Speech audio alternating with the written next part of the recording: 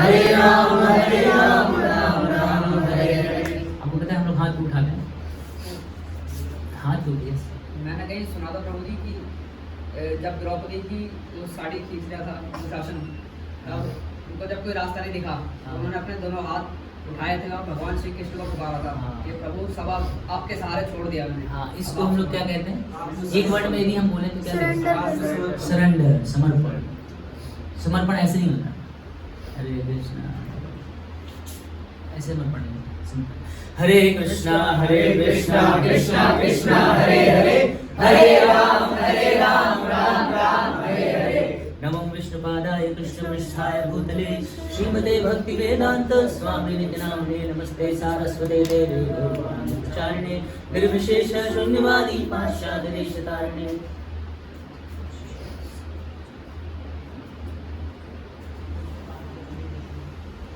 हरे कृष्णा।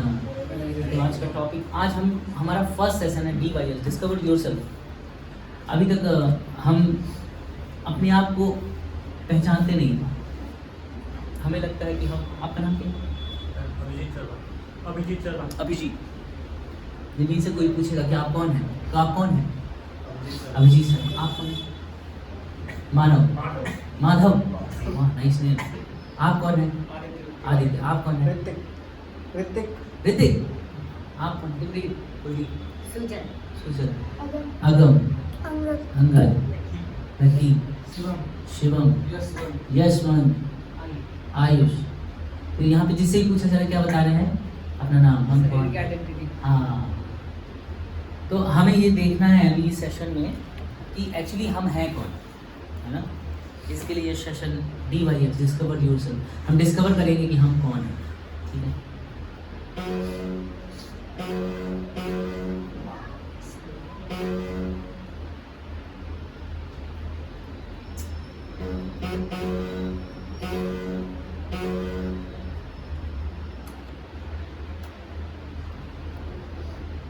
विशेष कौन में हमेशा साउंड का प्रॉब्लम होता है, इसका प्रॉब्लम नहीं होता है।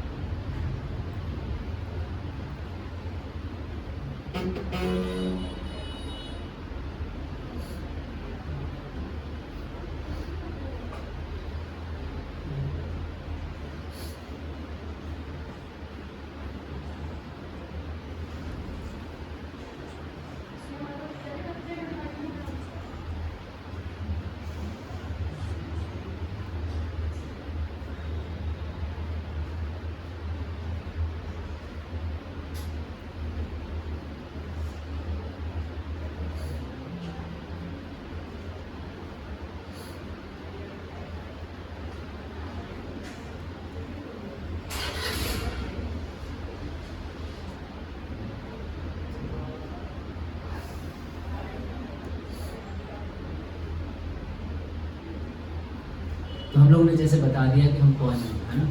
माधव, अभिजीत। आपका नाम क्या? आदित्य, ऋतिक, सुजन। ऐसे करके हमने बता दिया हम लोग कौन हैं हमारे हिसाब से। तो क्या लिखा है, पढ़िए, कौन पढ़ेगा इसको? As a driver a car, sole driver a living body. Scientific researchers have proved it. As a driver drives a car, soul drives a living body. Scientific researchers have proved it. जिस प्रकार से एक car में बैठा हुआ जो driver है वो गाड़ी को ड्राइव कर रहा है ना। कार खुद ब खुद ड्राइव नहीं हो रही, खुद ब खुद रन नहीं हो रही। उसी तरह से इस शरीर में बैठा हुआ जो सोल है वो गाड़ी को ड्राइव कर रहा है, वो हमारी बॉडी को ड्राइव कर रहा है।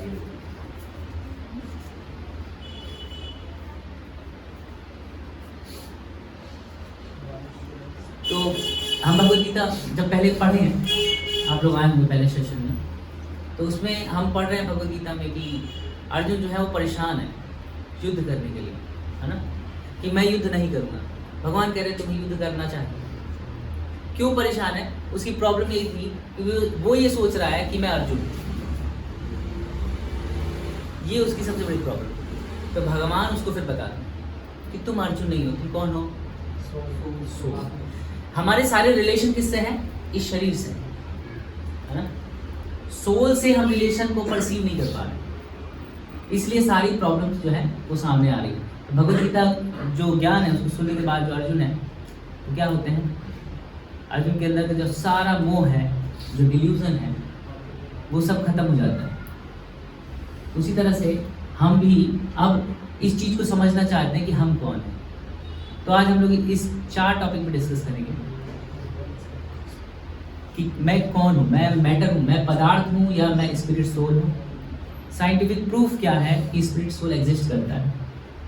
Difference between the living person and robot, है ना। फिर मैकेनिज्म ऑफ माइंड, और फिर उसके बाद हम प्रैक्टिकल बेनिफिट देखेंगे। तो हु आर यू? तो एक यहाँ पे प्रोफेसर है जिनका नाम है doctor Harry Manson, professor of anatomy. वो क्या कहते हैं, वो ये प्रोफेसर हैं, वो ये बताते हैं कि ये जो शरीर है ये बना हुआ है कुछ केमिकल्स से। किससे बना है? केमिकल्स आपके सामने लिखे हैं, ये लिखा हुआ देखिए आप, 5 pounds of calcium, 1.5 pound of phosphate, 9 ounce of potassium, ऐसे करके जो हमारा शरीर है वो इस एलिमेंट से मिलकर बना हुआ है ना। और ये एलिमेंट की कीमत कितनी है? तो हमारा शरीर 110 रुपए का है, ऐसे ही बताते हैं। आपको क्या लगता है, आप 110 में बिकना चाहते हैं? कितने में बिकेंगे? हैं? मतलब हमारी कीमत कितनी है? अमूल्य है। लेकिन यहाँ पे साइंटिस्ट जो है हैरी मैंसन, क्या बता रहे हैं कि हमारा जो शरीर है वो केमिकल से मिलकर बना है, और केमिकल कौन कौन से हैं वो ये भी बताए हैं, कितनी कितनी मात्रा ये भी बताया। यदि हम मार्केट में खरीदने जाए तो उसकी कीमत 110 रुपये है। तो यदि कोई व्यक्ति अगर मान लीजिए किसी नदी में डूब रहा है, सूट बूट में है, ऑफिस गया था और ऑफिस से आते आते उसका एक्सीडेंट हो गया और वो नदी में डूब रहा है, तो भागते हुए जाएगा कोई व्यक्ति उसको बचाने के लिए, और किसी तरह से उसको कोर्ट को बचा के ले आएगा, तो काम चल जाएगा? नहीं चलेगा। कोई व्यक्ति है जिसके पास बहुत महंगी कार है, 30-40 लाख की कार है, उसका एक्सीडेंट हो गया है, कोई जाएगा और उसकी कार को देखेगा, यार कहीं लगा तो नहीं, क्या क्या बैंड हो गया, क्या क्या इसमें प्रॉब्लम आ गया, इसको ठीक कराना। बॉडी को देखेगा ही नहीं, उसके अंदर जो ड्राइवर उसको नहीं देखेगा, तो क्या चलेगा? क्यों? 40 लाख की, ये तो 110 रुपये का आदमी है, कार तो महंगी है ना, तो चलेगा? नहीं चलेगा ना। कि हमको कौन चाहिए? वो व्यक्ति चाहिए, कार नहीं चाहिए। व्यक्ति है तो कार तो फिर आ जाएगा, राइट। उसी प्रकार से अब उस व्यक्ति के अंदर यदि हम सोल को परसीव कर पाए, यदि सोल है ना, तो वापस उसको नया शरीर मिल जाए, ठीक है। इसीलिए हम जो है सोल के लिए प्लान करते हैं, कि सोल के बारे में सोचने का प्रयास करते हैं। सोल कौन है? ये कौन है? ये देवी जी हैं, है ना। देवी जी जो है जैसी भी दिख रही है, एक समय ऐसी दिखने लगी है ना। क्या मिसिंग है? क्योंकि बॉडी तो है, बॉडी तो जब डेड बॉडी में बॉडी तो है और लिविंग बॉडी में भी बॉडी है, तो मिसिंग क्या है? Soul missing.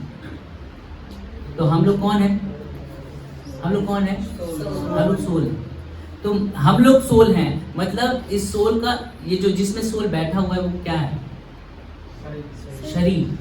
जैसे कार में ड्राइवर बैठा होता है, बिना ड्राइवर के कार रन नहीं होती है, उसी प्रकार से ये शरीर रन नहीं होगा यदि शरीर के अंदर सोल ना हो। सोल मिसिंग हो यदि, तो बॉडी जो है वो रन नहीं होगा। तो मेन इंपॉर्टेंट फैक्टर जो है वो क्या है? सोल। ठीक।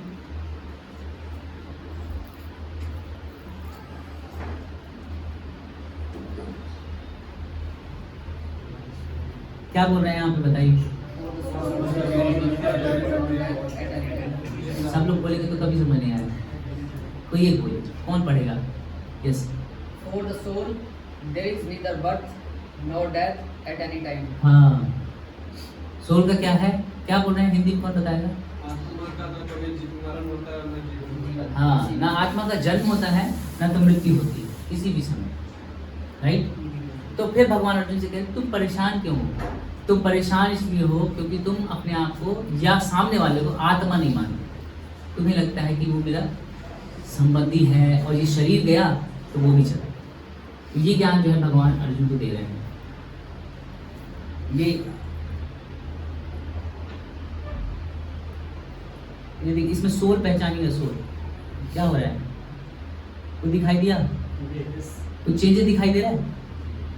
पहले जो था क्या क्या दिखा रहा है? मैं फिर से दिखा रहा हूँ, देखना ध्यान से। कुछ मूवी था क्या? शरीर की आत्मा। आत्मा पहले बच्चे के शरीर में था, वही आत्मा बड़े के शरीर में है, वही आत्मा और बड़े के शरीर में है। ऐसे करते करते आत्मा जो है वो क्या कर रहा है? ट्रैवल कर रहा है। तो बॉडी जो है वो एक मैटर है, लेकिन सोल जो है वो स्पिरिट है।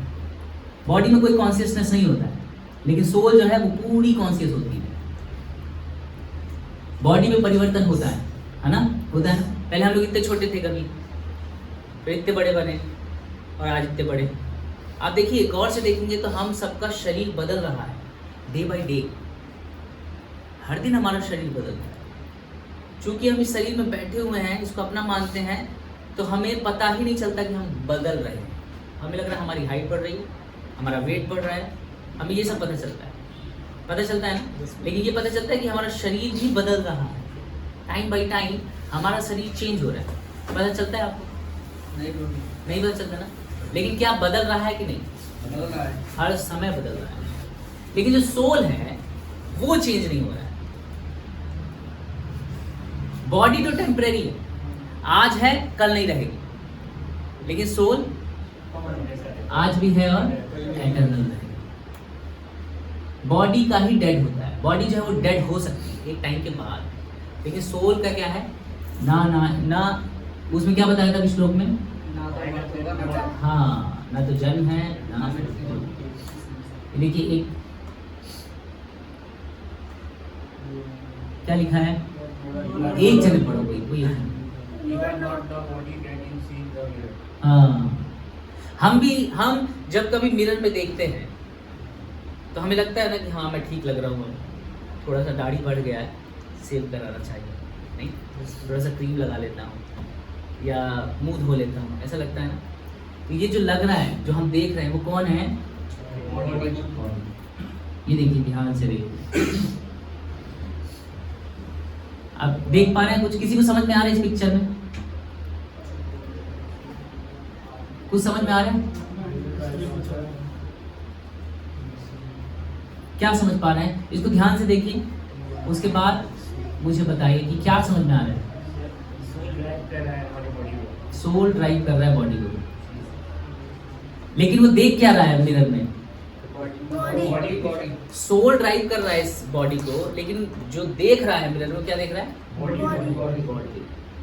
प्रॉब्लम हमारे साथ भी यही है कि हमारे ये बॉडी जो है वो रन कौन कर रहा है? सोल। लेकिन हम सोल को कभी नहीं देखते, हम हमेशा बॉडी को ही परसीव करते।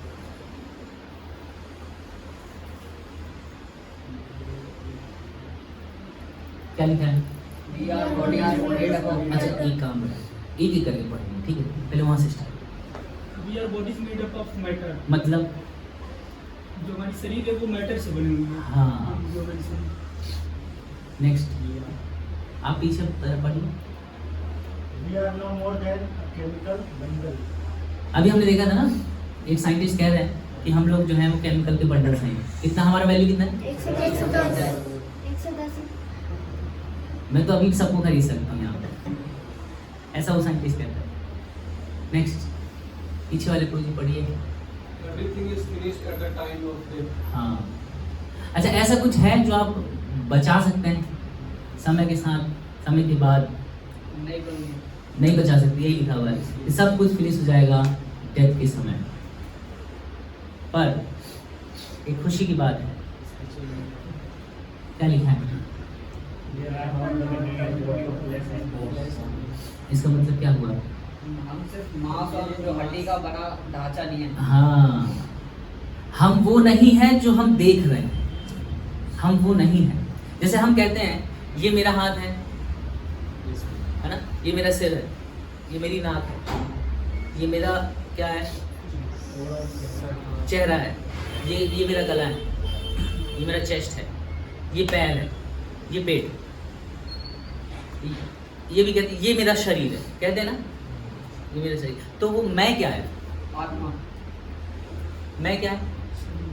मैं ये मटेरियल वर्ल्ड का आइडेंटिटी हो सकती नहीं, जैसे मैं कहता हूँ कि ये मेरा हाथ है, ये मेरे पैर हैं, तो फिर मैं कौन हूँ? है। मैं आगे whole body as a whole body. वो मैं हूँ। यही प्रॉब्लम है, इसी को बोलते हैं मटेरियल कवरिंग। हम अपने आप को ये शरीर समझते हैं, यही मटेरियल जो सफरिंग का प्रॉब्लम, सफरिंग का जो रीज़न है वो यही है कि मैं कौन हूँ, मैं एक बॉडी। लेकिन हमें क्या समझना है, मैं एक सोल। और हर देखो, कोई कितना भी बड़ा जानवर दिख रहा है आपको, सोल का साइज बराबर है, राइट? किसी को पता है सोल का साइज क्या है? आत्मा का क्या आकार होता है, किसी को पता है? एकदम छोटी होती है। उसको देखा नहीं जा सकता, ये मैंने सुना था। उसका साइज बाल का ये 1,000वां हिस्सा। और उसको रिफाइन कीजिए। हाँ, ये सब बताइए। यहाँ पे आएगा आएगा आएगा। यहाँ से यहाँ तक आ गया है, अब निकलना चाह रहा है। हाँ बताइए आप। एक बाल के 10,000 हिस्से का। हाँ, अब देखो, किसी के बाल छोटे होते हैं, किसी के बाल बड़े होते हैं, तो कैसे डिफाइन करेंगे? तो बाल जो होता है ना, बाल का जो सबसे टिप है, बाल की टिप समझ गए? मेरे पास है नहीं तो मैं दिखाता। बाल का टिप समझ में आ रहा है? जैसे ये है ना, उंगली का टिप ये है ना, वैसे बाल लंबे लंबे होते हैं ना, तो उसका टिप, उसको 10,000 हिस्सा कर दो उसका टिप का, तो जो एक हिस्सा जो आता है वो है आत्मा का साइज। अब या तो चींटी हो या हाथी या मनुष्य हो, हर जगह आत्मा का साइज सेम है। चूंकि वो व्यक्ति हाथी के शरीर में है, इसलिए उसको लगता है मैं बड़ा हूं। कोई व्यक्ति चींटी के शरीर में है तो उसको लगता है मैं छोटा हूं। शरीर से अपने आप का आइडेंटिफिकेशन कर लेता है, वो कहता है कि मैं ये शरीर हूं। लेकिन साइज क्या है? सेम है। कितना है? हाँ, 10,000 टाइम्स। ठीक है, तो वो साइज है हमारा एक्चुअल साइज। कोई बड़ी गाड़ी में बैठता है आदमी और कोई छोटी गाड़ी में बैठता है आदमी है ना। गाड़ी बड़ी छोटी हो रही है, लेकिन उसके अंदर जो ड्राइवर है वो कौन है? वो आदमी। उसी तरह से सोल जो है वो हर शरीर में होगा, लेकिन उस सबका साइज जो है वो 1/10,000 part of the tip of the year. ठीक है, क्लियर? क्या लिखा है?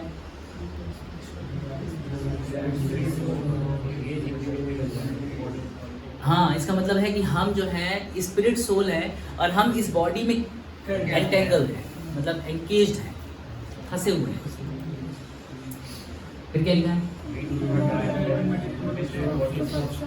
हाँ, मतलब हमारी बॉडी काम करना बंद कर देगी तब हम नहीं मरते। हमारी बॉडी भी यदि काम करना बंद कर दे तब भी हम नहीं मरते। एक जने कोई पढ़िए, आप पढ़िए। Yes. The soul is trapped in the body made up of 5 elements: earth, water, fire, air, ether. ठीक है, मतलब समझ में आ रहा है? कौन बताएगा? मतलब यस प्रो। जैसे हम एक पक्षी के पिंजरे में ट्रैप्ड वाला बंद कर रखा होता है, वैसे ही जो हमारी आत्मा है वो इस ढांचे में कैद है। हाँ, और ढांचा किससे बना है? 5 एलिमेंट से। कौन से एलिमेंट हैं? Earth, air, fire, water, ether. Clear है सबको? ये कह रहा है कि जिस तरह से एक पक्षी पिंजरे में बंद होता है, उसी तरह से ये आत्मा जो है ये इस शरीर में बंद है। जिस तरह से वो देखो, वो लेडी जो है वो क्या कर रही है? पिंजरे को ना बहुत अच्छे से कर रही है। सोच के देखो, आपके पास एक पिंजरा है, उसके अंदर पक्षी है, आप पिंजरे को गोल्डन पॉलिश कर रहे हो, है ना, उसको साफ कर रहे हो बढ़िया से, कोटिंग कर रहे हो, उसको लटका रहे हो प्रॉपर जगह, उसको धो रहे हो समय समय पर, लेकिन उसके अंदर जो पक्षी बैठा है उसको नहीं खिला रहे आप, तो क्या होगा? पक्षी मरता है। नहीं, लेकिन आपने पिंजरे की तो अच्छी केयर करी, तो पक्षी क्यों मर रहा है? सर पक्षी की केयर नहीं करेंगे, पक्षी की केयर नहीं करी। उसी तरह से ये शरीर है, शरीर के अंदर आत्मा है, हम क्या करते हैं? हम शरीर की बहुत केयर करते हैं, हम स्नान करते हैं, हम तैयार होते हैं, क्रीम लगाते हैं, पाउडर लगाते हैं, हेयर स्टाइल और ये सेविंग सब प्रॉपर करते हैं, लेकिन सोचो कि उस आत्मा के लिए हम कुछ नहीं कर रहे हैं, तो क्या होगा? एक समय के बाद वो आत्मा दरिद्र हो जाएगी, आत्मा जो है चली जाएगी। लेकिन शरीर को कितना भी अच्छा करते रहो, कितना भी अच्छा करो, लेकिन शरीर एक समय के बाद चला जाएगा। शरीर खत्म हो जाता है। लेकिन जो सोल है वो क्या होती है? ट्रांसमाइग्रेट हो। उसको आगे देखेंगे कि शरीर सोल जो है कहाँ जाती है, ठीक है?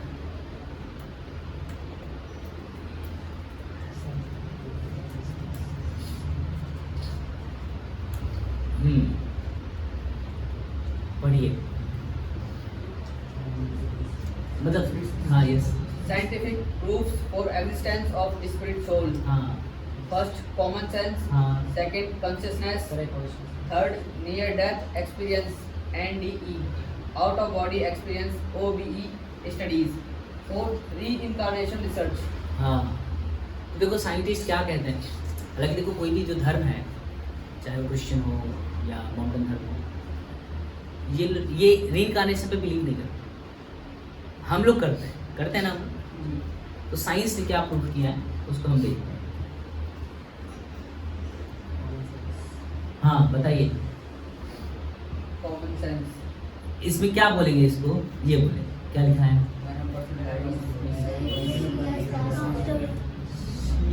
क्या कह रहे हैं? जब किसी की मृत्यु होती है तो हम कहते हैं कि ये चला गया। हाँ, लेकिन वो तो वही है, तो चला क्या गया? आत्मा चली गई। आत्मा चली गई, है ना? शरीर वही है, लेकिन अभी क्या कह रहे हैं? चला गया। तो गया कौन? आत्मा। तो हम कौन है?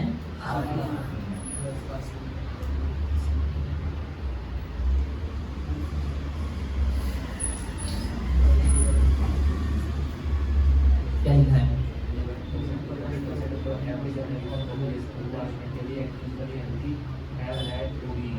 OBE का मतलब क्या होता है? Out of body experience. Near death experience और आउट ऑफ बॉडी एक्सपीरियंस का मतलब ये है कि ऐसा परिस्थिति बन गया कि कोई आदमी मरने ही वाला है, ऑलमोस्ट मरने ही वाला है, लेकिन किसी कारण से बच गया, तो उस टाइम पे उसका कुछ एक्सपीरियंस होगा, उसको कहते हैं नियर डेथ एक्सपीरियंस। उसने कुछ परसीव किया होगा उस समय पे, उस समय कुछ एक्सपीरियंस किया होगा उस समय पे, उसको बोलते हैं नियर डेथ एक्सपीरियंस।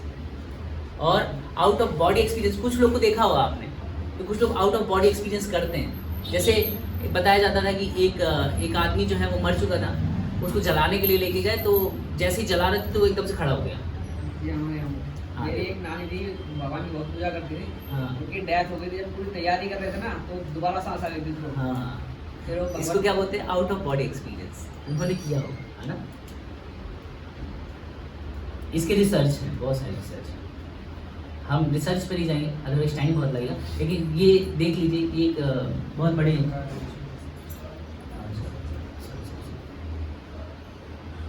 क्या लिखा है? आप बताओ, अगम पढ़िए। Stevenson Carlson, professor of Psychiatry. Psychiatry, University of Virginia, has extensively investigated over 3,000 cases of spontaneous reincarnation memories. ये जो साइंटिस्ट हैं स्टीवेंसन, इन्होंने 3000 लोगों पर रिसर्च किया है इनका रीइंकार्नेशन के लिए, और उन्होंने थ्योरी दी है, और बहुत सारी किताबें हैं जो रीइंकार्नेशन को बिलीव करती है। जैसे पढ़िए, पहला पढ़िए, ऊपर वाला। Phobias come from past life. हाँ, Phobias are related to mode of that of a person whose life is being remembered. हाँ, नहीं, नीचे वाला पढ़िए। For example, if the previous life ended in drowning, there Drowning. there would be a phobia of water. समझ में आया? जी गुरु। क्या कह रहे हैं आप बताइए। हाँ for example the previous life ended drowning, अगर हम पिछले जन्म में डूबने से मरे होंगे तो हमारा जो नया जन्म होगा उसमें हमें पानी से डर लगेगा। ठीक है, ये क्लियर है सबको। ये होता है ना, कुछ लोगों को फोबिया होता है ना, किसी को हाइट से फोबिया होता है, किसी को वाटर फोबिया होता है, किसी को फायर फोबिया होता है ना। इससे हमें पता चलता है कि पिछले जन्म में उसका कुछ एक्सीडेंट इस तरह से हुआ होगा, इसलिए उसको कुछ फोबिया है। ठीक है, बहुत सारे फोबियाज होते हैं, हम जाएंगे नहीं उस पर। हाँ, अच्छे लग रहे हैं। क्या नाम है इनका? हैं? सही बताया आपने। इनका नाम है ये आगम और अंगद। हाँ, ठीक है, क्या लिखा है पढ़िए। आप ऋतिक प्रभु पढ़ेंगे आप? अच्छा कोई बात, कोई और पढ़े, आप पढ़ सकते हैं Abhijit. Influence and temperament of twin human soul. Even though identical twins are physically born in by the splitting of single egg from the same genetic material, they may have striking contrast in temperament. The difference in temperament is because of two different souls reincarnated in two different bodies that are genetically identical. इसमें क्या बता रहे हैं doctor साहब? ये बता रहे हैं कि देखो शरीर सेम है, शरीर सेम है ना दोनों का। Even though identical twin are physically born by the splitting of the single egg from the same genetic material, they may have striking contrast in temperament. The difference in temperaments is because of two different souls reincarnated in two different bodies that are genetically identical. आप एक audio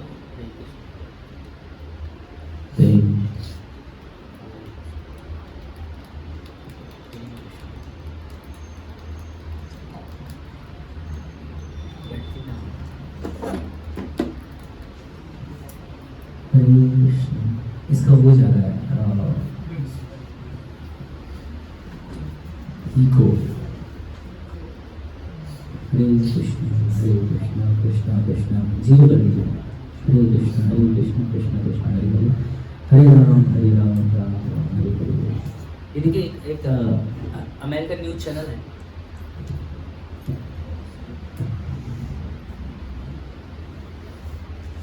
They have the same name and boyish good looks. James M. Houston, raised in the Midwest. James M. Leininger, a young boy from Bayou. Whoa! There's something in my eyes. It's undeniable. That's not all they share. Somehow James Houston's spirit has affected my son, either through reincarnation. I don't know how it happened. I can read the dragon as easy as pie. Initially, what caught my attention was James's extreme fascination with airplanes. And every night he slept with his G.I. Joe action figures, which he named. Here's one video. While the other kids casually look at the plane, 2-year-old James seems to have inspected. Watch as he checks the underbelly, then climbs inside, donning the headset. There's a bomb on the bottom. It's the best kind of bomb, that's a drop tank. Bouncing about in the cockpit, James was flying high. That night, their world would change forever. He started having nightmares, and that was my first indication that there was something wrong. It was a panic-stricken, terrorized screaming. Over and over again, James had the same terrible nightmare, 4 to 5 times a week. He was too young to explain the dream, but he could try. Going in ships, just a little parachuting, and then planes are dropping bombs. He would just be crying. He'd say, airplane crash on fire, and then I can't get out. He laid on his back and kicked up at the ceiling and goes, well, one man's going like this. And he laid on his back and kicked his feet up, and the other man's going, boom, boom, boom, boom, boom, boom, can't get out. And so who's going to land, baby? And it was me. I thought Bruce and I were just going to faint. Then question, what kind of plane? Pressure. Why would your plane crash? The plane shot down. Who shot your plane? The Japanese. I kept thinking, where's he getting this? I was a stay-at-home mom, so I knew that there wasn't anything that he was being exposed to, not exposed to in this life, but perhaps, just maybe, somebody else was. Decades earlier, James Houston grew up with the same insatiable fascination with airplanes. He became a naval fighter pilot and fought in World War II. March 3rd, 1945, during a mission near Iwo Jima, he took a direct hit. At age 21, was declared missing and presumed dead. When did they take off from his boat? There was a man on the boat. He said they were torn. Shut up, Bob.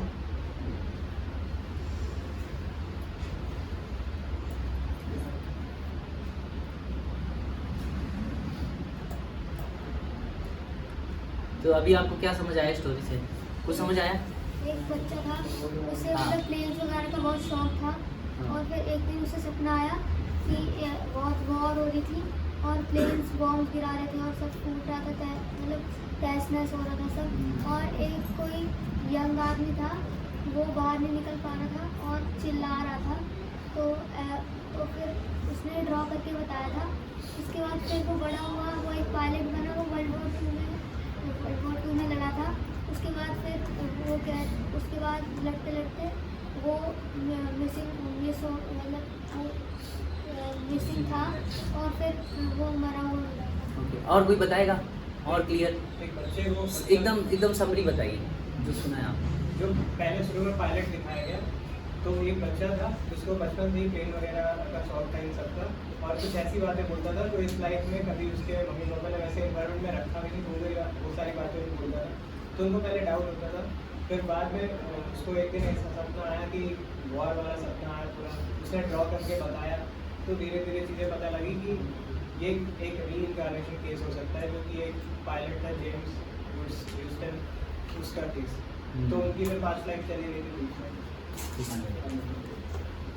तो ये बंद हो गया क्योंकि computer का issue था, बाकी इसके आगे और स्टोरी है। तो मतलब मोटा मोटा स्टोरी इसका ये है, एक छोटा बच्चा है, किसी घर में एक छोटा बच्चा है और उसको प्लेन का बहुत शौक है और उसको सपने ऐसे आते थे जैसे कि कभी क्रैश हो गया हो, वो फंसा हुआ है।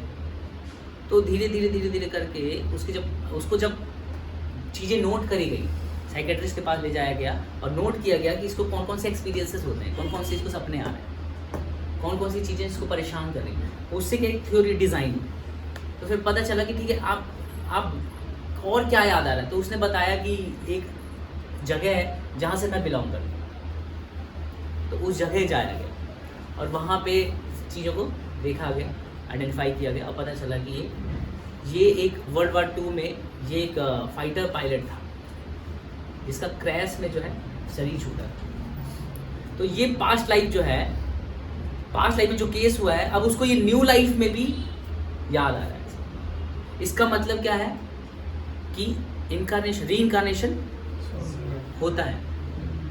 कुछ लोग हैं जो नहीं मानते हैं, जैसे बाहर के जो लोग हैं, जो दूसरे धर्मों के लोग हैं, वो इस पर बिलीव नहीं करते हैं। उनको लगता है देखो भाई ये सब यही हैं, उसके बाद 72 मिलेंगी और आप सरोबार रहेंगे उसमें, इसमें हाँ वो सब मिलेगा। तो जो करना है कर लो, जो करना है कर लो, इसी जन्म में जो करना है कर लो, इसके बाद कोई जन्म नहीं होता। लेकिन ये सब प्रैक्टिकल्स जो देख रहे हैं हम लोग न्यूज़ में, जैसे आपने बताया, अच्छा वो आपने यहाँ बताया तो लोग को लगेगा चलो हमारे बीच कुछ है, ये तो टीवी में दिखा रहा है, पता नहीं किसका रिकॉर्ड करके दिखाया है। लेकिन जैसे इनको एक्सपीरियंस, मुझे यकीन है कि आप में भी कुछ लोगों को ना ये एक्सपीरियंस होगा, सुना होगा कहीं ऐसा कुछ, रीइनकार्नेशन सुना है? कोई शेयर करना चाहता है रीइनकार्नेशन वाली थ्योरी? किसी ने सुना हो यदि? न्यूज़ में यस यस। अच्छा था मतलब के साथ में, मतलब ऐसे ही कथाओं में सुना, मतलब नए होते हैं मूवी वगैरह। नहीं कथाओं को तो मैं समझ नहीं, गया। मतलब रियल कॉन्सेप्ट है, मतलब अच्छा। उन्होंने रियल ये चीज़ बताई कि ऐसा हुआ था। कथाओं के माध्यम से लोगों को बताया, पर ये रियल था। हाँ हाँ पंजाब में कोई बच्चा था 6 साल का, उसके बाद उसको याद आया हाँ। कि मेरा जन्म ऐसे ऐसे हुआ है। उसने उत्तर प्रदेश की एक जगह बताई, हाँ। वहाँ आया, उसने बताया कि इस जगह पे, पहले तो वो लोग बिलीव नहीं किए कि ऐसा कुछ हुआ है इसके साथ। उसने बताया मेरी मम्मी का नाम ये था, उस टाइम ये थे, परिवार में इतने लोग थे। फिर पूरा और कुछ करते करते उसको ध्यान आया कि मैंने कहीं पे 90,000 रुपये किसी को दिया था, किसी को दिया था, वो उस जगह पे रखा है। ले जाया गया उसको उस जगह पे, तो चीज़ें निकल के आई कि हाँ यहाँ पे वो जो पैसा जिस जगह पे वो बता रहा है एक्चुअल में वहाँ था। जितना अमाउंट बता रहा है उतना अमाउंट था। आपका क्या एक्सपीरियंस है, आपने बताया था? सर मेरी नानी थी, उनकी डेथ हो गई थी। अच्छा, जब उनको लेके जा रहे थे एकदम से प्रभु जी मैंने भी एक सुना, मतलब जैसे मैं बेसबॉल के बारे में रिसर्च करता रहता हूँ काफ़ी, तो अमेरिका में एक बच्चा था, मतलब तो ना वो मतलब अमेरिका में एक लीग होती है, मेजर लीग बेसबॉल, तो उसमें प्रभु जी एक टीम है, न्यूयॉर्क की टीम है, तो ना उसमें एक प्लेयर था प्रभु जी, उसका मुझे नाम नहीं याद आ रहा है एग्जैक्ट, तो उसकी डेथ हो गई थी। तो प्रभु जी उसके थोड़े सालों बाद मतलब एक 4-5 साल का लड़का था प्रभु, और उसका मतलब इतना अच्छा वो खेलता था, इतना अच्छा वो करता था, और कहता था कि उसका डिट्टो सेम कॉपी था, जैसे वो स्टांस और कैसे वो शॉट्स खेलता था, कैसे वो बैठता था। तो उसके बाद उसने बोला कि मैं वही हूँ, बस वो बोलता कि मैं उसने बताया कि मैं ये करता था अपनी टीम के लिए, मुझे कैसे धोखे से बाहर निकाल दिया गया मेरी टीम से, तो ये मैंने सुना था। तो रीइंकार्नेशन पे ऐसे ही है, देखिए प्रभु जी जैसे हम अगर कुछ करते हैं तो फिर हमें याद आता है कि हमने कभी पहले भी किया हुआ, तो वो भी ऐसे रीइंकार्नेशन होते हैं, लेकिन कभी किया नहीं, जैसे डेजा वू मूवमेंट तो कौन सा? डेजा वू ठीक है, मतलब ऐसा लगता है कि पहले ही हो चुका है। अच्छा, वो डिपेंड करता है, ऐसा नहीं है कि अब हर केस ही उससे लिंक किया जाए। पर्पस ऑफ दिस बताना ये कि रीइंकार्नेशन होता है का मतलब है कि जो आत्मा है वो नहीं मरती, इसका मेन गोल ये है। मेन गोल ये बताना नहीं है कि लास्ट पास्ट याद आ जाए मुझे, तो मैंने कितने पैसे कहाँ रखे थे, उसका पासवर्ड क्या था, तो मैं उसका पर्पस ही नहीं है। पर्पस इसका ये है कि किसी तरह से हमें समझ आए इस एक्सपीरियंसेस को देख के कि सोल जो है वो ट्रैवल करती है, सोल नहीं मरती है। ना जायते मृते व कदाचिन नायम भूत्वा भविता व न भूया। भगवान कहते हैं कि जो आत्मा का न तो नाश होता है न तो जन्म, इस शरीर का जन्म होता है। तो जब आत्मा इस शरीर में आती है जन्म होता है, आत्मा का जन्म नहीं है, शरीर का जन्म होता है। ठीक है, ऐसी ये भी एक स्टोरी है, बताने की जरूरत नहीं, बहुत लंबा हो जाएगा। ये 3 बहुत बड़े इनको बोलना चाहिए, पॉलिटिशियन है, राइटर है। तो फर्स्ट पढ़िए, बेंजामिन फ्रैंकलिन पढ़िए, आप पढ़िए। Finding myself to exist in the world, I believe I shall in some shape or other always exist. हाँ, समझ आया?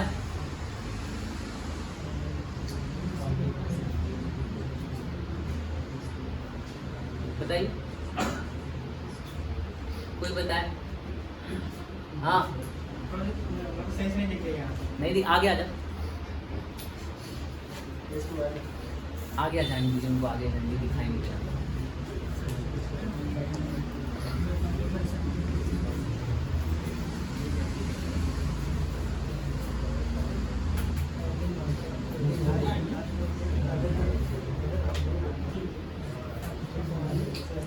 हाँ, पढ़ी हाँ, कोई भी पहला पढ़िए, दूसरा पढ़िए, कोई भी पढ़िए, बताइए। Finding myself to exist in the world, I believe I shall in some shape or other always exist.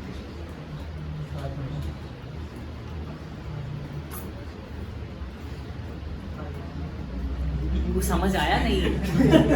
पढ़ दिया बस नहीं। मतलब अगर ये हम जानना चाहते हैं कि हम इस वर्ल्ड में एग्जिस्ट करते हैं, यानी तो हम अपने आप को किसी शेप या किसी उससे पहचानते हैं, जिससे हमको ये बिलीव हो कि हम एग्जिस्ट करते हैं।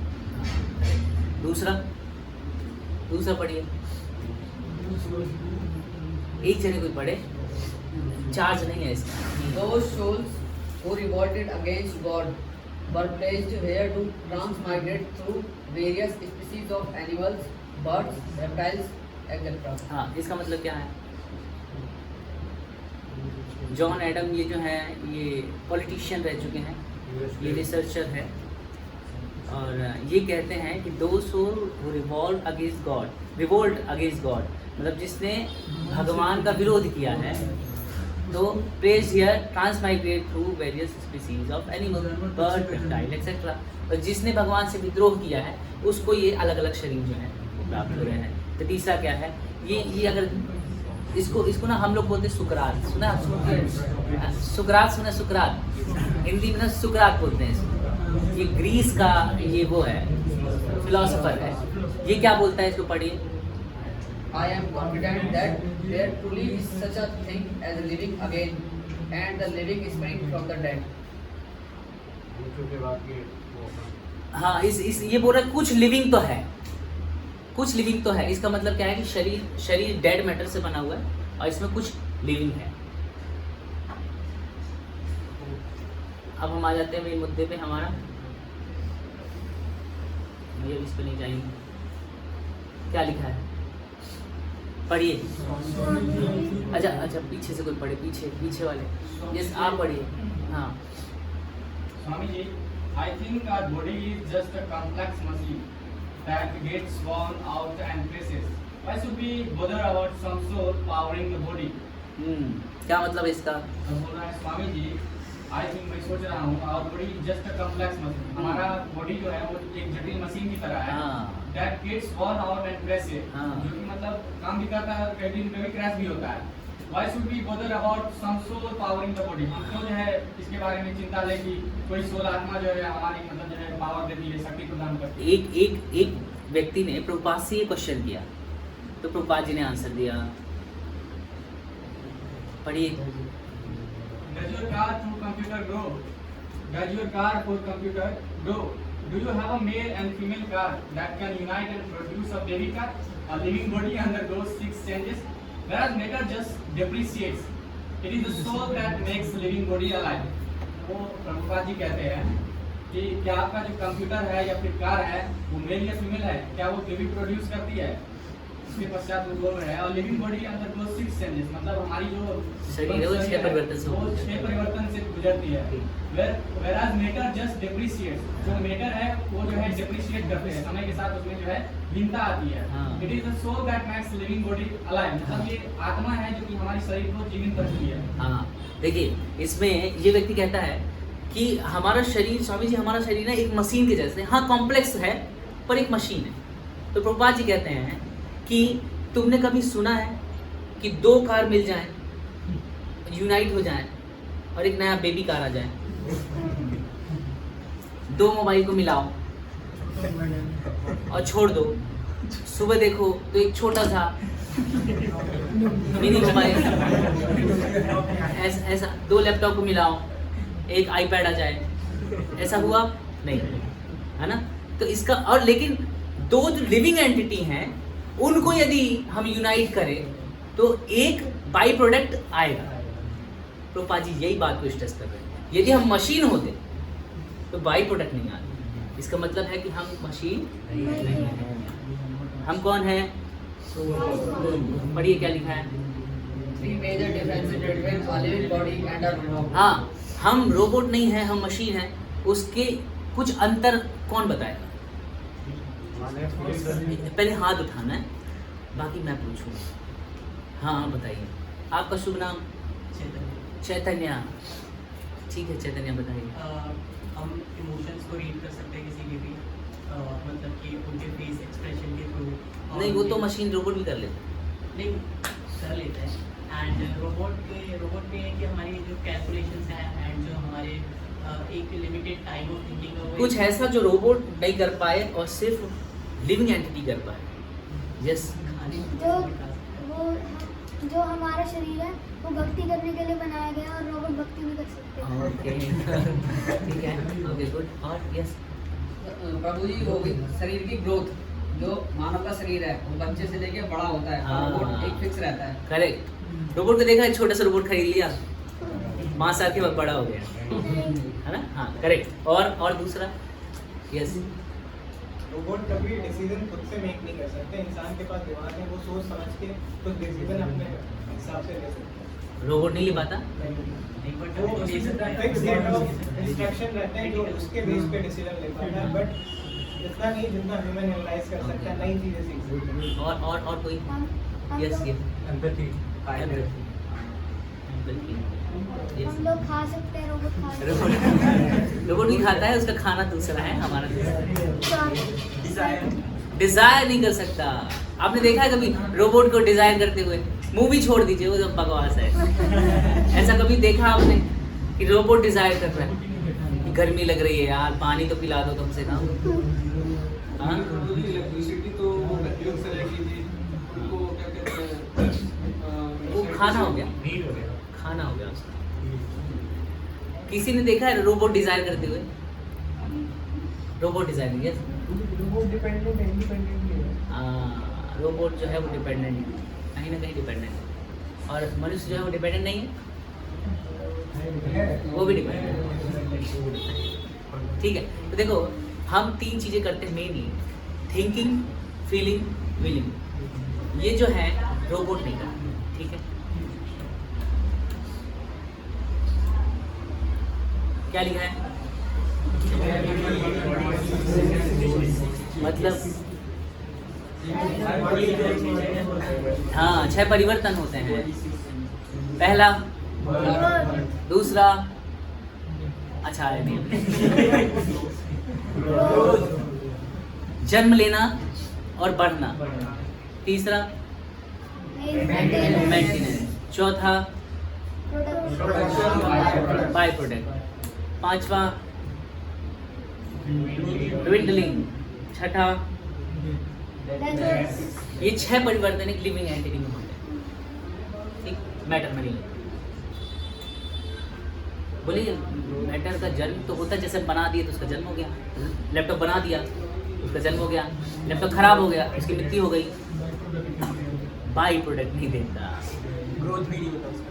ग्रोथ भी नहीं होता। ऐसा नहीं कि अभी मिनी साइज का है फिर बड़े साइज का हो जाए, नहीं, नहीं होता।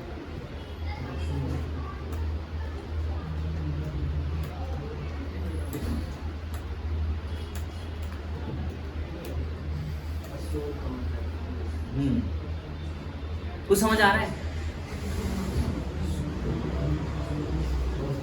जो सोल होता है वो 3 लेयर से कवर होता है। कौन कौन सी? ग्रॉस बॉडी, सटल बॉडी, फिर तो 3 कहाँ से लेयर हुई?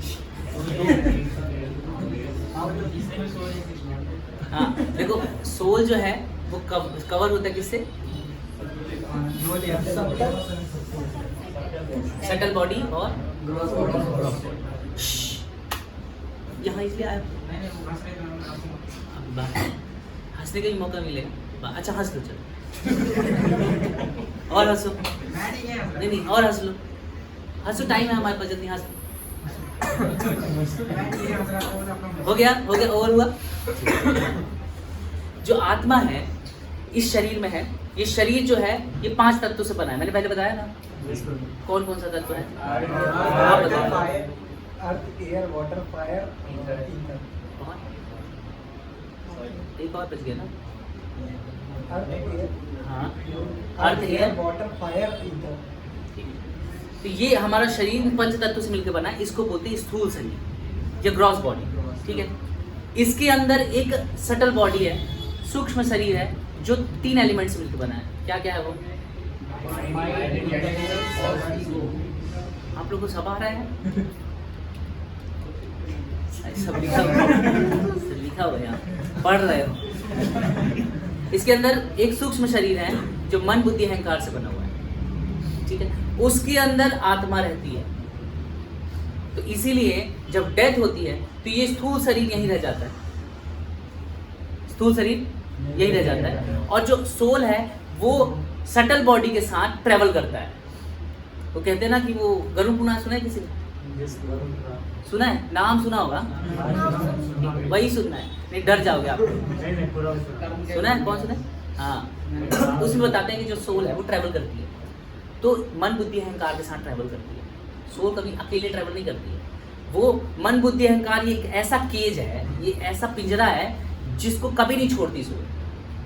ये भले इस स्थूल शरीर को छोड़ दे, लेकिन ये सूक्ष्म शरीर को कभी नहीं छोड़ती। एक ही समय छोड़ती है जब ये माइंड, इंटेलिजेंस, ईगो प्योर हो जाता है।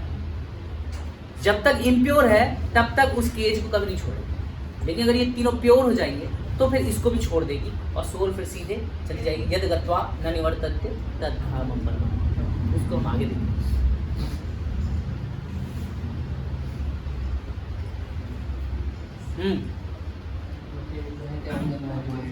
इंटेलिजेंस क्या है? डिसीजन मेकर का मतलब, हाँ, माइंड क्या है?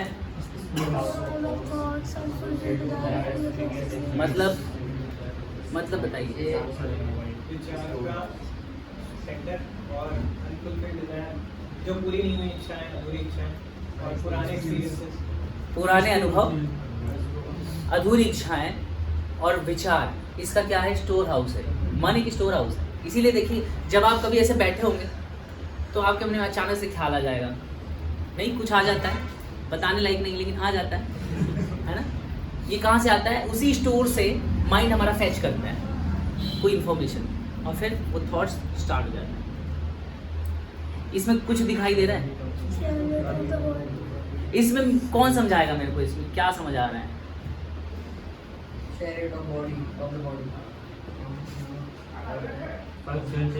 माइंड जो हमारी बॉडी को कंट्रोल करता है। ओके, एक एक करके यस। कौन हाथ उठाइए? आधे लोग का तो वैसे ही डाउन हो जाता है। Yes yes yes. अभिजीत, जो जनरेट है, मतलब जो रथ है उसके सामने जितने भी घोड़े वो हमारे सेंसेस हैं। बेलगाम घोड़े के चला नहीं लगाम तो है, वो पकड़ी हुई है वो माता की। और फिर वो जो क्या बोलते हैं पीछे उसको चला थोड़ा रहे गर्म भी वो मिला दें। यस, mind है। हाँ। जो पीछे वो घोड़े को चैरियट को चला रही है वो हमारे माइंड। ठीक है, और कौन बताएगा? सही जा रहे हैं आप, सही जा रहे हैं। यस सर, ये जो प्रभु जी, जो हमारा शरीर है, ये एक रथ इसमें दिखाया गया। हमारा शरीर एक रथ है और इसको चलाने का जो कार्य है, ये हमारी जो इंद्रियां हैं ये कर रही हैं। आँख, नाक, कान, जीवा, ये कर रहे हैं। हाँ, ये हमारे माइंड को डायरेक्शन देते हैं। कौन? इंद्रियां। इंद्रियां। अच्छा, और उसके अनुसार ये शरीर कार्य करता है। ओके ठीक है। और कौन बताएगा? आप बताएंगे कुछ? चैतन्य? इसमें ये बताया गया जो 5 थिंग्स ऑफ हमारी बॉडी के, मतलब कि 5 कैरेक्टर्स है। हाँ। और उसमें बताया गया कि जो first and second and third जो हॉर्सेस है वो हमारी बॉडी के समथिंग लाइक कि फर्स्ट जो सेंसेस से वो एक हम इसको डिफ्रेंशिएट कर सकते हैं, और सेकेंडली कि हमारे माइंड के जो थॉट्स है, डिज़ायर्स है, इन सब से कर सकते हैं। एंड थर्ड इसमें ये है कि हमारे जो ऐसे डिज़ायर जो फुलफिल हुए हैं, अनफुलफिल्ड है, एंड इससे हम कैसे कर सकते हैं। ओके, और कोई? यस। ये पंच इंद्रियों को दर्शा रही है हमारे शरीर के। ओके। जिसमें कि बताया जा रहा है आँख से, मतलब कि डिजायर जो है, मतलब सिंपल वर्ड में अगर बताया कि mind is the more it gets the more it wants, retains unsatisfied. मतलब ये दिखा रहा है डिजायर प्रोटोपेन जो है, डिजायर के पीछे कैसे भाग रहा है। ओके। और उसका सारथी उस पर लगाम लगाने की प्रयास कर रहा है। सारथी कौन है? सारथी आत्मा है। ओके ठीक है। और पीछे बैठे जो प्रभु जी हैं, आत्मा नहीं है तो उसी के कंट्रोल में हमारा पांच इंद्रिय है। किसके कंट्रोल में है? अच्छा, आप बताइए। यस यस, आप बताइए। भक्ति, हाँ, भक्ति हमें उन सारे इंद्रियों पे लगाम लगा- कोई गर्म नहीं ठंडा चलेगा, परेशान मत होइए। भक्ति जो सारे इंद्रियों पे लगाम लगाने का काम है, भक्ति है ज्ञान। तो भक्ति कौन है यहाँ पे? जो सारथी। ठीक है, ये तो समझ में सबको आ रहा है? 5 सेंसेस समझ आ रहा है? जी प्रभु। कौन सी है 5 सेंसेस बताइए? हाँ, भीड़ में तो सब बताएंगे। हाथ उठा के बताएगा कौन? 5। यस करिए, बताइए। 5 इंद्रियां। हाँ, कान, नाक, हाँ। जीवा। हाँ जी, ठीक है। कुछ दिखाई दे रहा है? माइंड क्या है? Chariot of the body. हैं?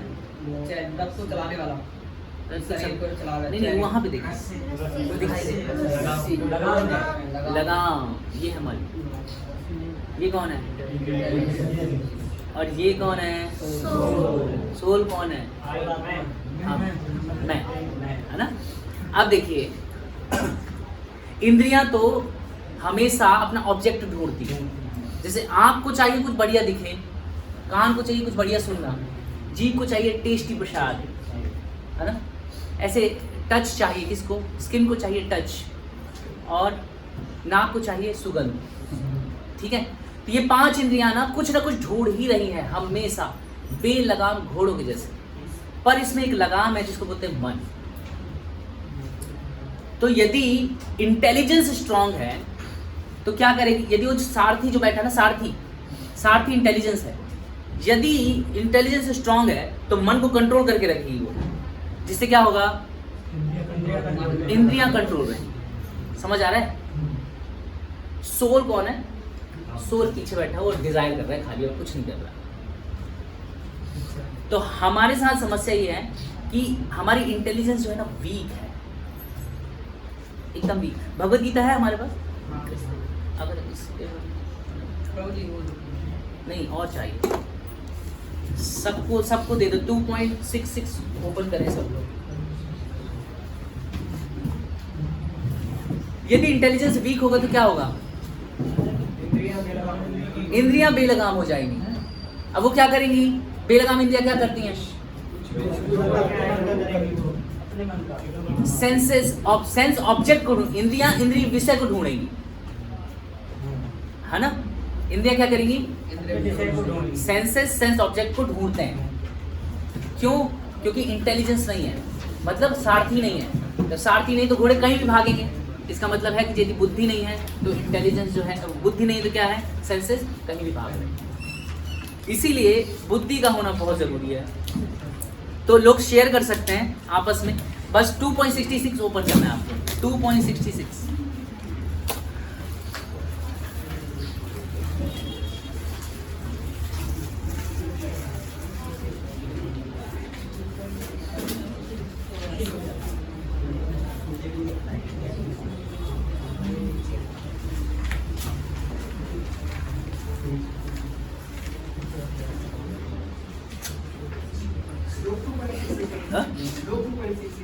2.66 पेज नंबर हिंदी में तो 117 है, 117। इंग्लिश में 137 निकाल लिया।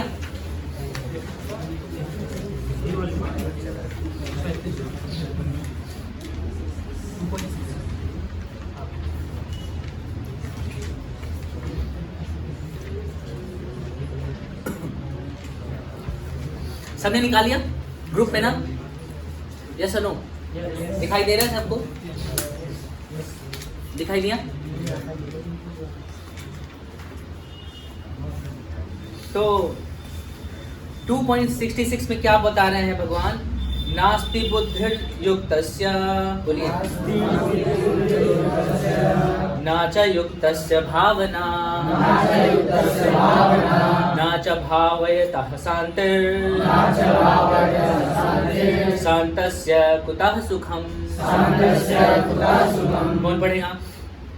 हिंदी वाला पढ़िए कोई भी एक व्यक्ति। देखते सब लोग चलिए उस बुक में, मैं कुछ बताऊंगा उसमें।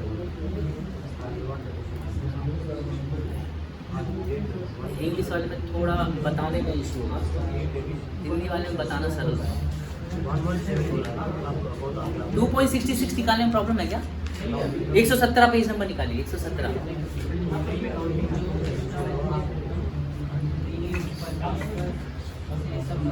ठीक है, चैतन्य प्रभु आपके पास है, बुक है?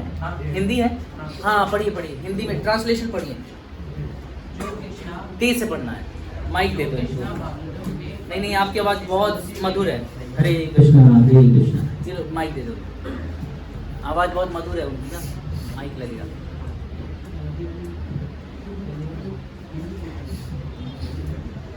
जो कृष्णा भागवतम में परमेश्वर से संबंधित नहीं है, उसकी ना तो बुद्धि दिव्य होती है और ना ही मन स्थिर होता है, जिसके बिना शांति की कोई संभावना नहीं है। शांति के बिना सुख हो भी कैसे हो सकता है? कोई और पढ़ेगा हिंदी में? हाँ पढ़िए। जो कृष्ण भावनामृत में परमेश्वर से संबंधित नहीं है, उसकी न तो बुद्धि दिव्य होती है और न ही मन स्थिर होता है, जिसके बिना शांति की कोई संभावना नहीं है। शांति के बिना सुख हो भी कैसे सकता है? हाँ देखो, यहाँ पे इंटेलिजेंस है ना, इंटेलिजेंस। यदि इंटेलिजेंस कृष्णा कॉन्शियस नहीं है ना, यदि बुद्धि जो स्ट्रांग नहीं है, बुद्धि स्ट्रांग कैसे बनती है? नॉलेज से, ज्ञान से। ज्ञान कहाँ से आता है? शास्त्रों से। तो जिस भी व्यक्ति के पास ज्ञान नहीं है, इंटेलिजेंस नहीं है, तो क्या होगा? वो ये होगा, ये जो बता रहे हैं कि जो कृष्ण भावनामृत में परमेश्वर से संबंधित नहीं है, मतलब जिनके पास कृष्णा कॉन्शियस इंटेलिजेंस नहीं है, उसकी न तो बुद्धि दिव्य होती है, न मन स्थिर होता है, जिसके बिना शांति की कोई संभावना नहीं है। शांति के बिना सुख नहीं हो सकता। राइट, क्लियर है? अब इसमें से ना हर जगह से हिंदी वाली बुक किसके पास है? और अच्छे से कौन पढ़ेगा? नहीं, वो ट्रांसलेशन आप पढ़ेंगे। आप माधवपुर, हाँ माधवपुर को दो, माधवपुर पढ़ते हैं, तेज पढ़ते हैं, अच्छा पढ़ते हैं। सुना नहीं कभी लेकिन लग रहा है।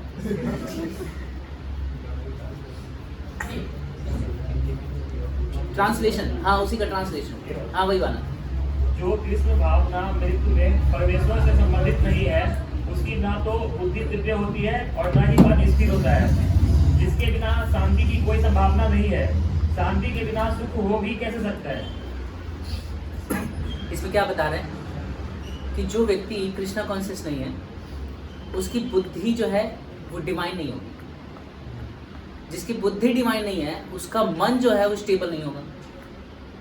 ठीक है, जिसका माइंड स्टेबल नहीं है वो व्यक्ति पीसफुल नहीं हो सकता है। समझ आ रहा है? और जो व्यक्ति पीसफुल नहीं है वो हैप्पी नहीं हो सकता है। ठीक, अब इस ट्रांसलेशन में अगर हम ना वर्ड को हटा दें तो अब पढ़िए, ना हटा दो। जो कृष्ण भावना मृत्यु में परमेश्वर से संबंधित है हाँ। उसकी तो बुद्धि दिव्य होती है हाँ। और ही मन स्थिर होता है हाँ। जिसके बिना शांति की संभावना है। शांति के बिना सुख, अब शांति है तो सुख भी हो सकता है। समझ आ रहा है? जी समझ आ रहा है? इसमें कह रहे हैं जो कृष्ण भावनामृत में परमेश्वर से संबंधित है उसकी बुद्धि दिव्य होती है। जिसकी बुद्धि दिव्य होती है उसका मन स्थिर होता है। जिसका मन स्थिर होता है वो शांति प्राप्त कर सकता है, और जो शांति प्राप्त कर सकता है वो सुखी होता है। इसका मतलब है यदि इंटेलिजेंस जो है दिव्य हो तो हम हैप्पी हो सकते हैं। राइट, यही बोल रहे हैं ना? इंटेलिजेंस दिव्य या ट्रांसडेंटल या डिवाइन कैसे हो सकती है? बुद्धि दिव्य ट्रांसडेंटल डिवाइन कैसे हो सकती है? उसके लिए कृष्ण भावनामृत में, हाँ, उसके लिए इंटेलिजेंस को क्या करना होगा? फीड करना होगा। क्या? कृष्ण भावनामृत, कृष्णा कॉन्शियसनेस, प्रसाद नहीं, इंटेलिजेंस में फीड करना होगा कृष्णा कॉन्शियसनेस। ठीक है, तो ये सबको समझ में आ गया। अभी एग्जाम होगा, अभी एग्जाम होगा और जो पास होगा उसी को प्रसाद मिलेगा। देखो भगवान क्या कह रहे हैं। संस्कृत तो पढ़ नहीं पाओगे, इंग्लिश बताओ। For him who हाँ। has conquered the mind, Conquered the mind. the mind is the best of friends, but for one who has failed to do so, his mind will remain the greatest enemy. हाँ, क्या कह रहे हैं? कौन बताएगा? Yes please. जो अपनी बुद्धि को मतलब वो हाँ सही जा अपने रहा है। हिसाब में रख सकता, उसके साथ दोस्ती कर चुका है वो नहीं, जो अपनी बुद्धि को कंट्रोल कर सकता है वो उसका सबसे बड़ा दोस्त होगा। जो नहीं कर पाएगा वो उसका सबसे बड़ा दुश्मन। ओके, कोई और बताएं? नहीं कोई और? पीछे वाले बैक बेंचर्स तो बैक बेंचर्स ही हैं। आप बताइए, आप बताइए। आपका बर्थडे था ना, पार्टी नहीं दिया आपने? चलो अच्छा बताओ इसको, इसका मतलब क्या है? तात्पर्य नहीं, बस अनुवाद बता दीजिए। आप बताइए, आप बताइए, विशाल को बताइए। हमारा मानना है ना, हाँ, हमारा नहीं, जिम्मेदारी है। आप बोलिए मेरा, ऐसा बोलिए, बताइए। हाँ, हमारा मानना है ना, अगर वो मेरे अनुसार चले, मेरा दोस्त अगर मेरे अनुसार नहीं चले तो आप ही के अनुसार तो चल रहा है। यस यस, चैतन्य। जो हमारा माइंड है, अगर वो किसी ने कॉन्टेक्ट कर लिया, मतलब कि एक यदि किसी व्यक्ति ने अपने मन को जीत लिया है तो यदि उसने अपने जीत लिया तो वो उसका सबसे अच्छा बेस्ट फ्रेंड बन जाएगा। हाँ, बेस्ट फ्रेंड कौन बनेगा? मन बेस्ट फ्रेंड कब बन सकता है? जब उससे विजय प्राप्त कर, और यदि हार गए तो? हाँ, अब आप लोग बताइए कि आप सबका मन आपने जीत लिया है? हैं? नहीं, जब जीता नहीं तो वो क्या है आपका? फिर उसकी बात क्यों सुनते हो? हम मन की बात सुनते हैं ना। जैसे मन की बात कैसे सुनते हैं? हम सो रहे हैं, सोते सोते सोते और सोना है। दोपहर की बात कर रहा हूँ, रात में तो सोते ही हैं। दोपहर में 1 घंटा हो गया, 1.5 घंटा हो गया, फिर काम थोड़ा और सोते हैं। ये मन की बात सुनना हो गया। फिर उठे, फिर स्नान नहीं किया, सतगुण में नहीं लाना अपने आप को, वैसे ही तमोगुण में बाहर निकल गए। वो चाय पीएंगे तो ठीक हो जाएगा। फिर जाते चाय पीते तो कुछ पकौड़े खा लेते हैं साथ में, तो स्नैक्स टाइप से शाम का काम चलेगा। पकौड़े खा लिए, फिर दोस्त को फ़ोन कर दिए वहीं से, तो उसको उठा के ले आए। अब गप्पे मारना शुरू वहीं पे, यार कॉलेज में ना कुछ हो नहीं रहा है, आगे फ्यूचर के लिए कुछ करना पड़ेगा, वहीं प्लानिंग चल रही है। चाय के टपरे में जितनी प्लानिंग होती है उतनी मीटिंग हॉल में नहीं होती कभी। इतनी प्लानिंग करते हैं वहाँ पे, 8 बजा देंगे रात, बोले चलो अब घर चलते, कुछ बनाना पड़ेगा। ये सब कर रहे हैं, जबकि हम सबका मन कंट्रोल नहीं है।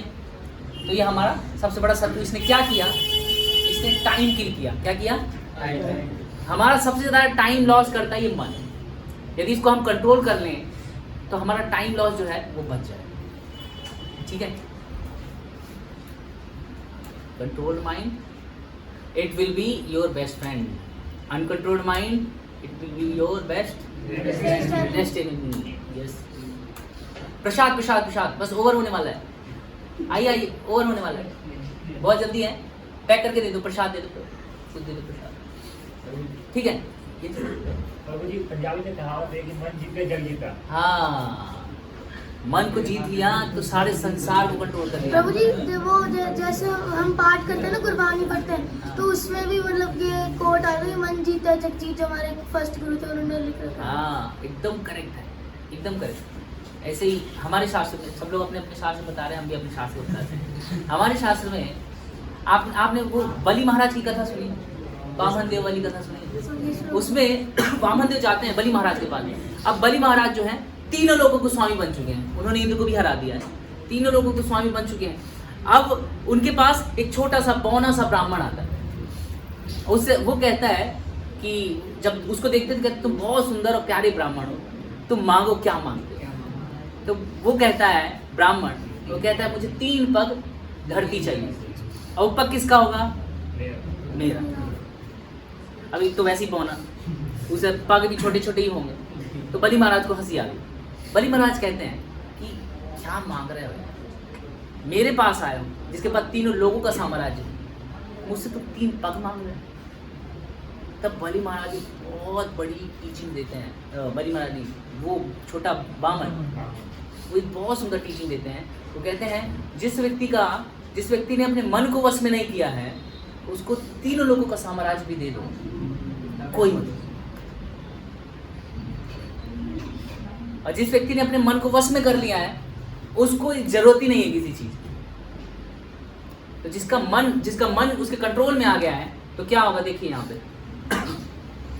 नाइफ जो है वो अच्छा है हमारे लिए या बुरा है? Depend on use. कौन सा यूज करेंगे आप? ये वाला कर सकते हैं कि ये वाला करेंगे?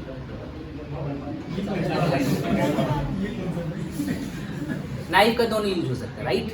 तो ये सब माइंड में आता कहाँ से है? ये सब माइंड में ऐसे आता है। गीगो का मतलब, हाँ, गार्बेज मतलब कूड़ा। कूड़ा इन मतलब कूड़ा इन कूड़ा आउट, इसका मतलब यहाँ देख के बोलिए ना। हाँ, कूड़ा कचरा। आपके दिमाग में मतलब, आपके दिमाग में नहीं, ये व्यक्ति के दिमाग में देखिए, कचरा आया, गार्बेज इन, तो क्या आएगा आउट? आपको देखो, वो रिलेट कर पा रहे हो, और आप देखो, आप ये आया कचरा। अगर गुड डालते तो क्या आता? प्रॉब्लम यही है, कोई अगर बहुत बदतमीज है ना, तो आप समझ जाइए कि जो इन आ रहा है वो गार्बेज ही है। हमारा एटीट्यूड बता देता है कि हमारा इनपुट क्या है। कोई कह रहा है कि मैं मोबाइल पे ना बहुत पढ़ाई करता हूँ, बहुत पढ़ता हूँ मैं, सुबह दोपहर शाम मोबाइल से ही पढ़ता हूँ, और वीडियो देखेगा, कहीं न्यूज़ देखेगा, कहीं कुछ देखेगा। जैसे वो बोलता है, उसके बोलने से पता चल जाता है कि वो देख क्या रहा है ना? क्यों? ये वाला फॉर्मूला, ये प्रिंसिपल काम करता है। यदि अच्छा बोल रहा है, इसका मतलब वो पक्का अच्छा सुन रहा है, और यदि कोई बुरा बोल रहा है, इसका मतलब बुरा ही सुन रहा है। अब आप पहचान जाएंगे ना किसी को भी, है ना? हाँ, तो अपने आप को सोच के देखिए, बताना नहीं है, सोच के देखिए आपका इनपुट क्या है, आपको क्या इनपुट आ रहा है? गुड आ रहा है, सब आ रहा है, मिक्स भी नहीं। मेरे को लगता है गुड ऐसा है जैसे सब्जी में धनिया, सब्जी में नमक टाइप, इतना गुड है, बाकी पूरी सब्जी जो है वो बैड है। ठीक है, अब ज़्यादा लेट नहीं करेंगे। ये देखो, ये यहाँ से आता है इनपुट। कहाँ से आता है, पढ़िए। हम क्या किताबें पढ़ते हैं, हम क्या सुनते हैं, हम क्या देखते हैं और हम किसके साथ रहते हैं, यहाँ से आता है इनपुट, है ना। हम जहाँ रहते हैं वहाँ इनपुट आता है। लेकिन कई बार ऐसा होता है कि लोग रहते तो अच्छी जगह हैं लेकिन उसका संग नहीं लेते। जैसे सपोज कीजिए कि कोई भक्तों के साथ में रह रहा है लेकिन वो भक्तों का संग नहीं लेगा। वो आएगा थोड़ी देर, अपने माइंड को स्विच ऑफ कर दिया क्योंकि बोला गया है, मुझे टाइम देखता रहता है। और बोलेंगे कि बोलो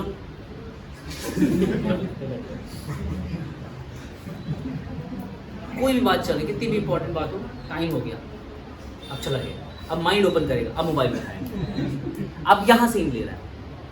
तो अच्छी जगह रह के भी कोई व्यक्ति यदि गुड इन ना ले तो गुड आउट कैसे निकलेगा। इसीलिए अभी भी वो गार्बेज इन गार्बेज आउट ही चल रहा है। ठीक है, तो हमारा जितना भी इनपुट है, हमें अच्छी किताबें पढ़नी चाहिए, अच्छा कथा सुनना चाहिए, कुछ अच्छा बेटर सुनना चाहिए, हमें अच्छा देखना चाहिए जैसे आज देखा हमने। और फ्रेंड कैसे होने चाहिए, अच्छे। अच्छा मतलब गुड एसोसिएशन, मतलब डिवोटी एसोसिएशन। और कोई एसोसिएशन अच्छा हो ही नहीं सकता है, क्योंकि वो व्यक्ति क्या करेगा, वो व्यक्ति मटेरियल चीज़ों के बारे में ही सोचेगा, उसी के बारे में डिस्कस करेगा।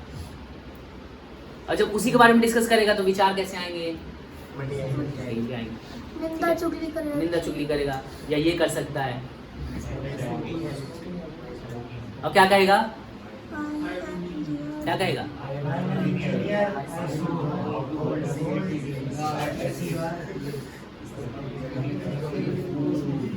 क्या कह रहे हैं,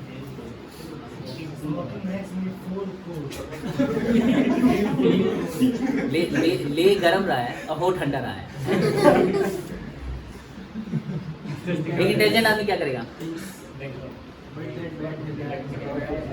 कोई एक व्यक्ति तेज पढ़े, यस यस आप पढ़िए, आपका आवाज बहुत अच्छा, आपका नाम क्या है, कुलदीप पढ़िए। Mental dialogues smoking habit mind, नहीं बस ये इंटेलिजेंट थिंक के नीचे क्या लिखा है, I am engineer, I should not, That's a bad habit, not good for you. Mind thinks वाला इंटेलिजेंस, हाँ intelligence thinks but that's a bad habit, not good for you. फिर क्या लिखा, your parents would like to see you doing this, you may become addicted to it, don't get into wrong track. मतलब बताइए मुझे, ये दोनों का मतलब बताइए, कौन बताएगा, किसको किसको समझ आ गया, पहले तो ये बताओ, हाथ उठाओ, समझ किसको किसको आ गया, बाकी सबके ढक्कन बंद, ये दिमाग का ढक्कन खोल के नहीं आए थे, बाल इतने सारे हैं कि ढक्कन ही नहीं खुल पा रहा है, ओके, और बाकी को समझ नहीं आ रहा है, ठीक है आप बताइए, अभिजीत प्रूफ बताएंगे, जो सिट्टेबाज होते हैं, हाँ ठीक है, उनको लगता है कि चल एक कस पी लेता हूँ, हाँ टेंशन दूर हो जाएगा, हाँ मैं कूल हो जाऊंगा, हाँ, अच्छा करेक्ट, अच्छा लगूंगा, करेक्ट, पर्सनली बोल। हाँ हाँ, और इंटेलिजेंट वाले लोग होते हैं, वो बोलते हैं ये बुरी आदत है, हमारे माँ बाप को वो उतना अच्छा नहीं लगेगा, बहुत देर हो जाए उससे पहले छोड़ दो। करेक्ट, बहुत अच्छा बोले। और नीचे वाला और कौन बताएगा, यस नहीं आप तो बहुत बोलते हो, कोई और मतलब बहुत बोलते अच्छा है लेकिन बहुत बोलते, किसी और को मौका दो। तो जी ये मतलब कि आपके गार्जियन को देखना पसंद नहीं करेंगे, और इससे आप गलत ट्रैक पे जा सकते हैं, इससे एडिक्टेड हो सकते हैं, मतलब इसके आदी हो सकते हैं। हाँ तो मत करो, हाँ ठीक है। अब यदि कोई व्यक्ति इंटेलिजेंस जिसका स्ट्रांग होगा, वो व्यक्ति समझ पाएगा कि ये हैबिट जो है, ये एक बार स्मोक करना ना, ये धीरे धीरे हैबिट बना लेगा, और हैबिट बना लेगा और ऐसी आदत बना लेगा जो छोड़ नहीं सकते, और इससे हमारे पेरेंट्स को भी अच्छा नहीं लगेगा, इसलिए वो क्या करता है, स्टार्ट ही नहीं करता। अब कुछ लोग जो होते हैं जो कूल समझते हैं, जिनको लगता है कि यार मतलब आजकल तो लड़कियां भी पीती हैं, फिर हम तो लड़के हैं, हमारा तो हक बनता है ना। तो ऐसे नामाकूल मतलब कूल लोग जो अपने आप को समझते हैं, वो कूल नहीं होते, कूल होते हैं, कूल होते हैं, ठीक है ओके। देखिए अब अगर हम समझ गए हैं आज कि हम कौन हैं, उससे फ़ायदा क्या होगा, अगर हम समझ गए हम आत्मा है, आज की क्लास में हम समझ गए कि हम आत्मा है, तो उससे फायदा क्या होगा? इस बॉडी से अटैच नहीं है। हाँ ठीक है, उससे क्या फायदा होगा? छोड़ के जा सकते हैं। प्रभु जी सबसे पहले तो मोह खत्म होगा, यदि हमें पता लग जाए अटैचमेंट के बारे में तो मोह खत्म। ठीक है, प्रैक्टिकली क्या फायदा होने वाला है? प्रैक्टिकली तो मुझे हम इतना मतलब अंतर कर पाएंगे कि हम किस लेवल तक किसी चीज के लिए ग्रो कर सकते हैं, मतलब इंटेलिजेंस यहाँ पे काम करना है। अगर हम सोल को बात समझते हैं, ठीक है, तो जो मतलब इसके लिए अगर हम ये समझ लेते हैं कि हर व्यक्ति इस संसार में जो है वो शरीर नहीं है, वो सब आत्मा, यदि सब व्यक्ति समझ जाए कि हम सब आत्मा है, तो क्या बेनिफिट होगा सोसाइटी को? उसके बाद प्रभु जी हम शरीर के लिए आत्मा की सेवा करने लगे, तो उससे फायदा क्या होगा सोसाइटी को? सोसाइटी को डिजायर नहीं रहेगी। नहीं, डिजायर तो सोल का ही काम है डिजायर। यस यस, यदि अगर हम समझ जाते हैं कि हम सब शरीर नहीं, हम आत्मा है, तो सोसाइटी को क्या बेनिफिट होगा? जो दूसरे लोग हैं जो हम अपने मतलब कि आत्मा को एनिमी मानते हैं, उन लोगों को ये पता लगेगा कि हमारी सोल है वो हमारी बेस्ट फ्रेंड होती है।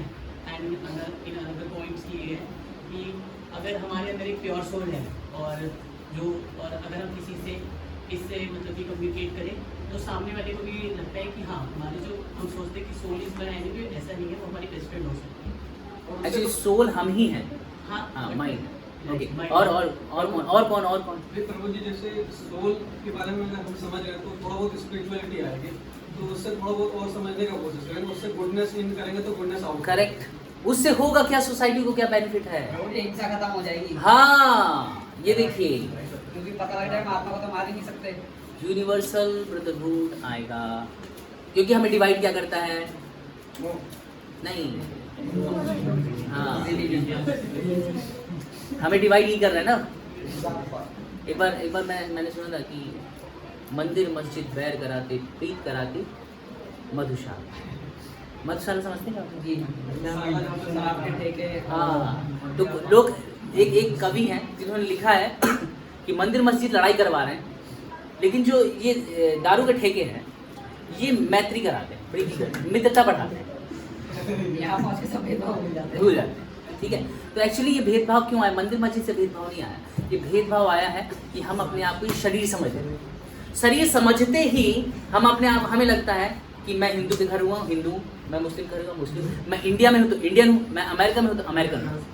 आज सोच के देखिए, आज एक सोल्जर जो आज इंडिया के लिए लड़ाई कर रहा है, मरने के बाद अगर उसका जन्म पाकिस्तान में हो जाए तो पाकिस्तान की तरफ से लड़ाई करने लगेगा ना, उसका सब खत्म हो गया ना। जो इंडिया के लिए जितना प्रेम था, जितना आत्मीयता थी, है ना, अपनापन था, वो सब खत्म।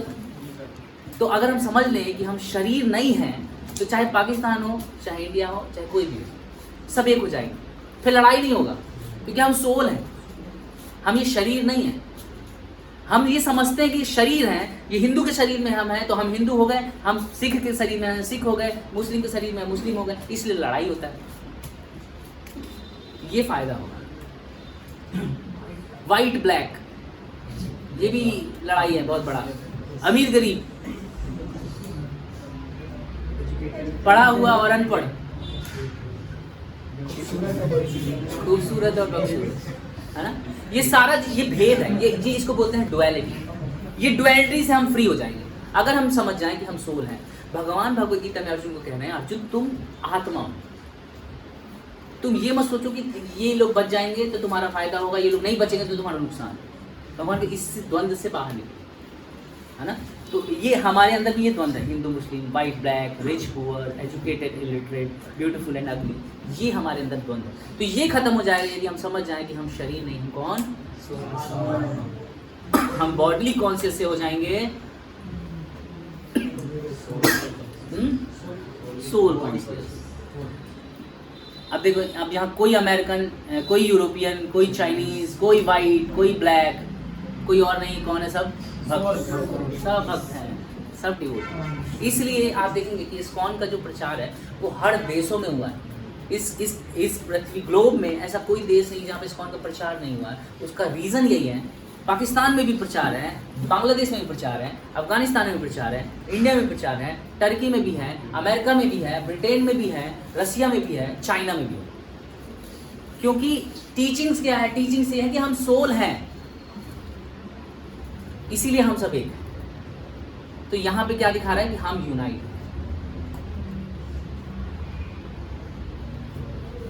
ठीक है, soul consciousness. Thank you so much, पढ़ लीजिए इसको भी, कोई जरूरत नहीं, हम लेट हो जाएंगे बहुत। थैंक यू सो मच, आप सबका बहुत बहुत धन्यवाद कि आप लोग यहाँ पे आज के इस सेशन को अटेंड किया है। और इस तरह से हमारे कुछ और सेशन होने वाले हैं जिसमें इसी तरह से पीपीटी के माध्यम से आपको बताया जाएगा और भी आगे डिटेल्स, ठीक है। तो आप सबसे रिक्वेस्ट है कि आप लोग प्लीज़ 7 बजे टाइम पे आइए, क्योंकि आप लोग लेट आते हैं तो प्रोग्राम लेट चलता है। अगर आप लोग 7 बजे डॉट आएंगे तो हम प्रयास करेंगे इसको 8:15 तक कंप्लीट कर दें, ठीक है, ताकि आपका टाइम भी किल ना हो, क्योंकि रात में हो सकता है आपको भी कुछ करना हो और हमारा टाइम तो इम्पोर्टेंट है ही, कि आपका पता नहीं करते हैं नहीं करते हैं, हम लोग जरूर कुछ ना कुछ करते हैं, है ना। तो आप लोग टाइम पे आइए, तो टाइम पे आएंगे तो हम और समय दे पाते हैं और जल्दी आपको फ्री भी कर सकते हैं, ठीक है। Thank you so much. Jagat Guru Shri Prabhupada की जय। तो कितने लोग हैं जो आज फर्स्ट क्लास में आए हैं? फर्स्ट क्लास 1 2 आप आ गए, पहले भी आए, ठीक है। तो आप लोग ऐसे कंटिन्यू कीजिए और इसके बाद 6 सेशन है, आई थिंक 6 सेशन के बाद हम लोग एक ट्रिप करेंगे। जितने लोग यहाँ पे हैं जो क्लास पूरा 6 सेशन अटेंड करेंगे उनके लिए एक ट्रिप होगा